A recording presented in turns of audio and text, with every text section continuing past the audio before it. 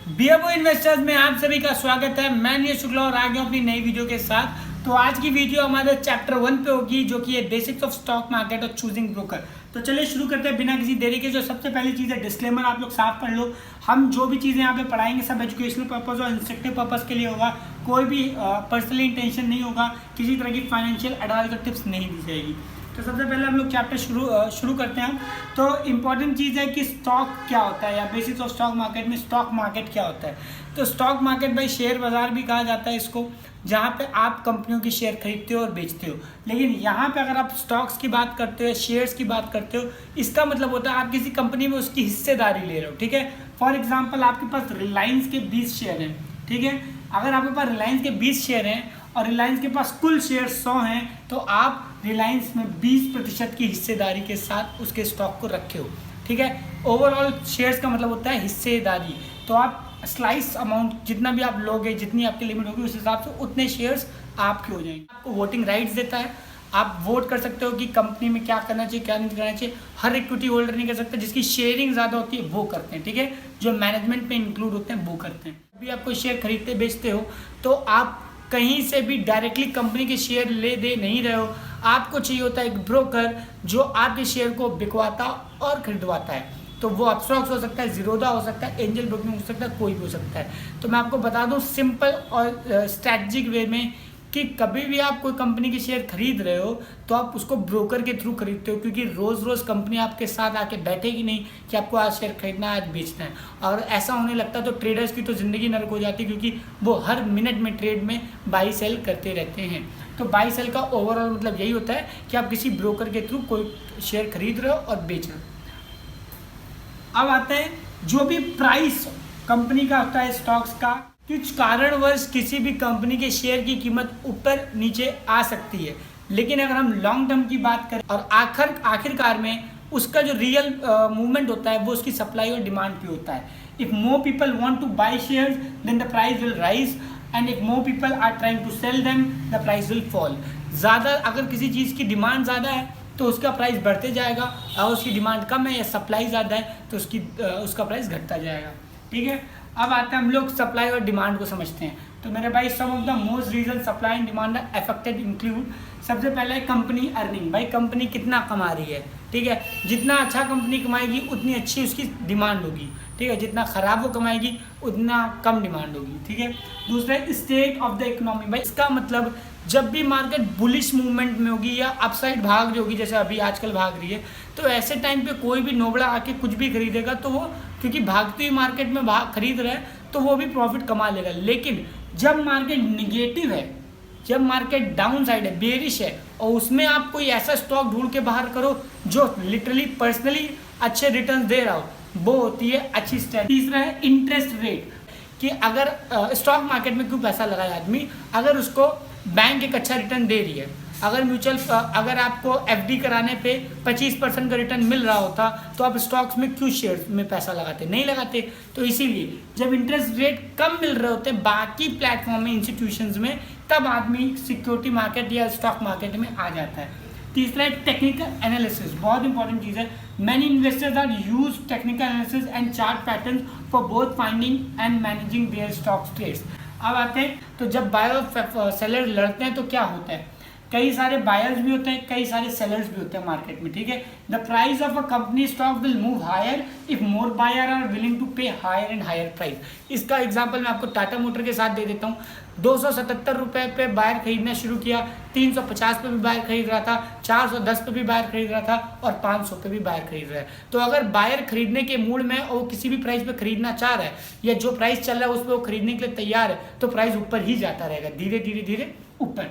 ठीक है, अगर बायर मूड में नहीं है खरीदने के, उस चीज़ को से नहीं समझ आ रही, उसे लग रहा है कि ये स्टॉक ऊपर नहीं जा सकता या कुछ फंडामेंटल इश्यूज हैं, वो उसको हाथ नहीं लगा रहा, और सेलर उधर एक्टिव है, तो वो स्टॉक गिरते ही गिरते जाएगा, ओके, लोअर सर्किट में आता जाएगा।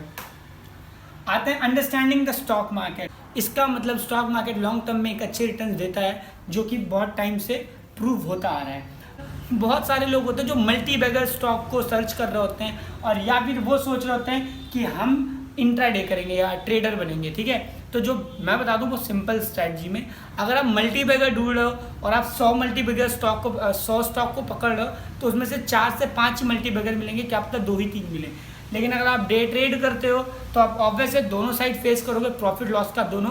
बट अगर आप स्ट्रैटेजी में मजबूत हो, आपके प्रोसेस सही हैं, so you will be in the profit at the end of the month. ठीक है, अब आते हैं, अगर आप फेसबुक और गूगल जैसी नेक्स्ट कंपनी को ढूंढ रहे हो जो मल्टी बैगर है, उसके बजाय अगर आप किसी ऐसी कंपनी में लगा दो जैसे इन्फोसिस, टीसीएस, विप्रो जो आईटी सेक्टर में आ गए, नहीं तो मोटर में बजाज ऑटो या मारुति सुजुकी, एमआरएफ, ऐसे स्टॉक्स में हो, तो जब ऐसे स्टॉक में आप इन्वेस्ट करोगे तो ये आपको सब्सटैंशियल प्रॉफिट हर साल देते रहेंगे। लेकिन आप वहीं मल्टी बैगर्स में रहोगे तो क्या पता 5-10 साल आप कुछ ना पाओ, और मे बी वो ऊपर भी जा सकता है, मे बी वो नीचे भी आ सकता है।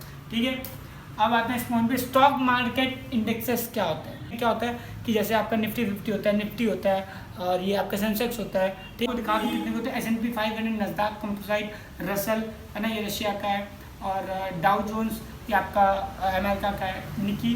तो ऐसे जितने भी इंडस्ट्रीज होते हैं उनको हम लोग इंडस्ट्रीज कहते हैं, बेसिक उसको कुछ समझना नहीं है। व्हाट इज अ डिविडेंड, तो अभी मैं बताता आपको डिविडेंड बताऊंगा। इसका मतलब होता है कि जब कंपनी अच्छा प्रॉफिट, अच्छा मुनाफा करती है तो अपने इक्विटी स्टॉक होल्डर्स को डिविडेंड्स देती है। तो जो अच्छी कंपनीज होती है वो 1 से 2 बार देती है साल में, लेकिन जो बहुत ही अच्छी कंपनी होती है वो कभी कभी क्वार्टरली देती है, हर क्वार्टर भी दे देती है dividends.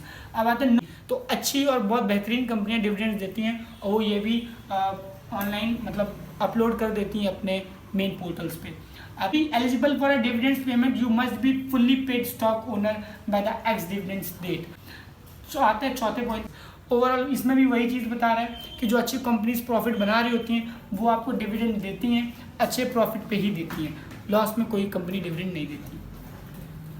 Choosing an online broker, तो बहुत सिंपल चीज़ें मैं बता दूंगा। अब आता है पॉइंट, ऑनलाइन ब्रोकर कैसे चूज़ करें। तो भाई जैसा भी आप ट्रेड करना चाहते हो, चाहे इन्वेस्ट करना चाहते हो, अगर आपको अच्छा ब्रोकर चाहिए तो अपने पास है अच्छा ब्रोकर। तो मैं प्रेफरली पर्सनली अपस्टॉक्स यूज़ करता हूँ, और लिंक भी दे रखा है अपस्टॉक्स का, और इस वीडियो के नीचे भी आपको लिंक मिल जाएगा। तो इस वीडियो का ओवरऑल अब आता है important point, need of investment इन। कोई भी पैसा अगर आप कमाते हो तो या तो आप उसको खर्च कर देते हो, या तो आने वाले कल के खर्चे के लिए रख लेते हो। लेकिन अगर आप ये तो आपकी सेविंग्स हो गई, ठीक है, आप सेविंग को रखने के बजाय आप अपने सेविंग के पैसों को इन्वेस्ट कर सकते हो ताकि आप उससे कुछ रिटर्न भी करें। तो one need to invest to earn return on your idle resource, मतलब जो रिसोर्स आपकी खाली है, जो अमाउंट आपका खाली है उस पर आप कुछ रिटर्न कमा लो, पहला पॉइंट। दूसरा, generate a specified sum of money for specific goal in life, तो कुछ अमाउंट जनरेट करते रहो जो कि करंटली होता रहेगा, कुछ स्पेसिफिक गोल होंगे आपके, वो उसको फुलफिल करता रहेगा। तीसरा, make a provision for an uncertain future when to start investing, तो भाई आपको एक प्रोविजन रखना पड़ेगा कि आपको कब इन्वेस्ट करना है, आने वाले फ्यूचर के लिए वो अनसर्टेन रिटर्न्स भी हो सकते हैं, अच्छे प्रॉफिट्स भी हो सकते हैं। तो the 3 golden rules for an investors are, invest early, जितनी जल्दी हो सके भाई इन्वेस्ट करो, इन्वेस्ट रेगुलरली, हमेशा इन्वेस्ट करो, मतलब कंटिन्यू प्रोसेस पे इन्वेस्ट करो, invest for long term and not for short term. तो इन्वेस्टमेंट भाई सिर्फ लॉन्ग टर्म की होती है, कभी भी शॉर्ट टर्म की जो चीज़ होती है मैं उसे इन्वेस्टमेंट नहीं कह रहा, उसे मैं ट्रेडिंग कहता हूँ। ठीक है, अब आते हैं वेयर टू इन्वेस्ट। भाई सबसे बड़ा क्वेश्चन आता है, भाई आपने बता दो दिया इन्वेस्ट करना है, जल्दी करना है और रेगुलर करना है और लंबे समय के लिए करना है, लेकिन किस पे करना है। स्टेट में भी आप इन्वेस्ट कर सकते हो, गोल्ड में भी इन्वेस्ट कर सकते हो, ज्वेलरी में भी, साथ साथ आप एफडी करा सकते हो, बैंक में रख सकते हो, ये हर एक प्रोसेस है आपके पास। लेकिन इन सब में आपको बहुत नॉमिनल रिटर्न मिलने वाला है अगर मैं रियल एस्टेट हटा दूँ तो। ठीक है, तो आपको नॉमिनल मिलेगा बैंक्स में, एफडी में आपको 6% का मिलेगा, बैंक्स में आपको मिल जाएगा, बहुत मिल जाएगा, तो 10% का, 12% का अगर आप म्यूचुअल फंड में लेते हो, और अगर आप सेविंग्स में रखे हो तो 3 से 2.5% का। ठीक है, तो और अगर उसी साइड बाय साइड आप स्टॉक्स में लगाते हो तो लिटरली इट कैन बी 200% और it can be 0, it can be negative also, to be very frank. तो short term and long term options for investment, तो आपके पास शॉर्ट टर्म भी होता है और लॉन्ग टर्म भी होता है, लेकिन मैं फिर बता रहा हूँ मैं लॉन्ग टर्म इन्वेस्टमेंट को ही इन्वेस्टमेंट मानता हूँ, शॉर्ट टर्म को मैं इन्वेस्टमेंट नहीं, एक तरह से ट्रेड मानता हूँ। ठीक है, अब आते हैं शॉर्ट टर्म में। शॉर्ट टर्म में आपके saving bank account, money market और liquid funds, fix deposit with banks. तो ये शॉर्ट टर्म में आप अपना बैंक में पैसा रख सकते हो, फिक्स डिपॉजिट करा सकते हो। अब लॉन्ग टर्म में आते हैं तो पोस्ट ऑफिस में भी होता है सेविंग का कोई प्रोसीजर, उसमें आप लगा सकते हो, पब्लिक प्रोविडेंट फंड पीपीएफ होता है, बॉन्ड्स खरीद सकते हो। इक्विटी इन्वेस्टमेंट, लॉन्ग टर्म में इक्विटी ने सबसे अच्छा रिटर्न दिया है और कई टाइम से ये प्रूव होता आ रहा है, ये भी मैं आपको बता, किसी और इन्वेस्टमेंट ऑप्शन से उसको कंपेयर करते हैं तो सबसे अच्छे रिवॉर्ड्स इसी ने दिए, मतलब अच्छे रिटर्न दिए, कुछ ज़्यादा ही रिटर्न दिए हैं हर पॉइंट्स में। आपको बस यही समझ में आ रहा होगा कि ये बहुत अच्छी चीज़ है। However, this does not mean all equity investments would guarantee similar high returns. अब आपको निगेटिविटी दिखी होगी। तो equities are higher risk investments, okay, one need to study them carefully before investing, okay. इस चीज़ का मतलब ये, हर इक्विटी आपको अच्छा रिटर्न नहीं देगी, जैसा मैंने पहले बोला था कि अच्छे रिटर्न भी देती है। मे बी आप 10 साल में पैसा जीरो ही रखो, क्या पता माइनस भी हो जाए। लेकिन मैं आपको बता रहा हूँ, अगर आपको बेसिक्स क्लियर है और आप सही जगह इन्वेस्ट कर रहे हो तो आप अच्छे रिटर्न निकालोगे। तो टाइप्स ऑफ इन्वेस्टर्स दो तरह के होते हैं, हेजर्स होते हैं, स्पेकुलेटर्स होते हैं। तो ये दोनों चीज़ें मैं आपको, स्पेकुलेटर्स और हेजर्स क्या होते हैं, मैं अगले चैप्टर में बताऊंगा, जिसमें हम क्लियर करेंगे बेसिक्स ऑफ फंडामेंटल एनालिसिस। ठीक है, तो चलिए आज की वीडियो को यहीं समाप्त करते हैं। ये पूरा चैप्टर कवर हो गया है। नेक्स्ट चैप्टर में मिलते हैं बेसिक्स ऑफ फंडामेंटल एनालिसिस के साथ।